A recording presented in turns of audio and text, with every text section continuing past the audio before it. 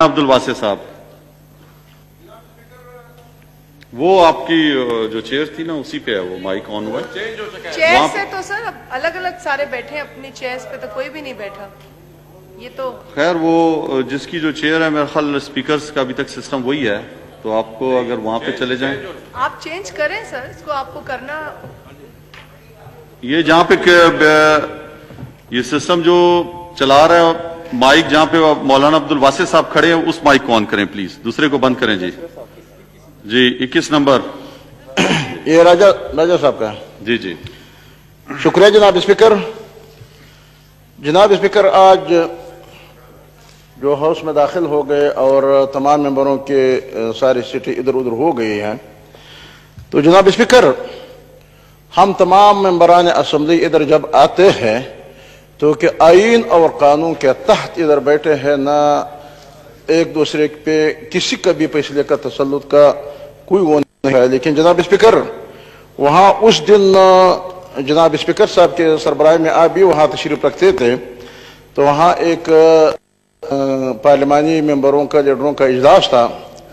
تو اس اجلاس میں جمعیت علماء اسلام نے واضح طور پہ اس بات سے اتفاق نہیں کیا، کیونکہ ہم نے کہا کہ ہم آئینی حقوق پہ کوئی کمپرومائز نہیں کر سکتے، کیونکہ یہ آئین کا تقاضا ہے کہ کوئی ممبر وہاں سے منتخب ہو کے پھر وہ اسمبلی میں بیٹھنے سے کوئی بھی نہیں روک سکتے، کسی بھی حالت میں نہیں روک سکتے ہیں، اور وہ اپنے اسمبلی اور اپنے حلقے کے نمائندگی کا حق رکھتے ہیں عوام سے، اس لیے انہوں نے ووٹ لیے ہے.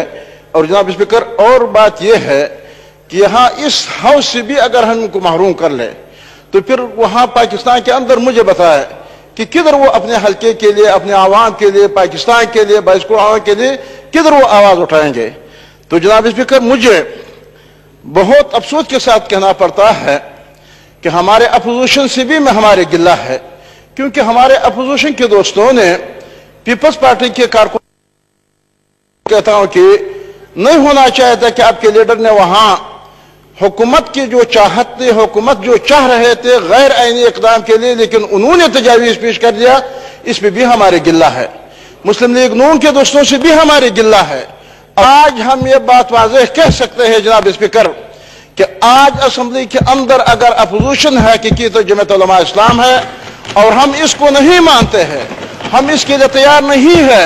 جناب اسپیکر ہم اگر اس طرح اس حکومت کے دوران، آپ کو معلوم ہے جناب اسپیکر، آپ کو جو اخبارات آتے ہیں کہ اس اگر کورونا کا مسئلہ ہوتا تھا تو پھر اس کورونا کے دوران 18ویں ترمیم چڑھنے کی کیا ضرورت تھا کہ عوام کے اندر ایک تشویش پایا جاتا ہے. اگر یہ کورونا کا مسئلہ تھا تو NFC کے مسئلے کو چڑھنے کی کیا ضرورت تھی کہ وہ ادھر ہوتے تھے. اور اسی طرح یہ جو اب اسٹیل مل کی ملازمین وغیرہ، تو میں سمجھتا ہوں اس بجٹ کو اور بجٹ اجلاس میں ہر ممبر حق رکھتے ہیں. تو میرے مسلم لیگ نون کے دوستوں سے بھی یہ گزارش ہے، اپنے لیڈروں سے ہٹ کے اپنا حق استعمال کر کے لیڈر اگر جا کر کے آپ کو اس حق سے بھی محروم کر لیتے ہیں. پیپلز پارٹی کے دوستوں سے میری یہ گزارش ہے. لیکن ہم جمعیت علماء اسلام ہم ادھر آئیں گے، اپنے سیٹیں مانگیں گے، ہمارے لیے بندوبست کر لے.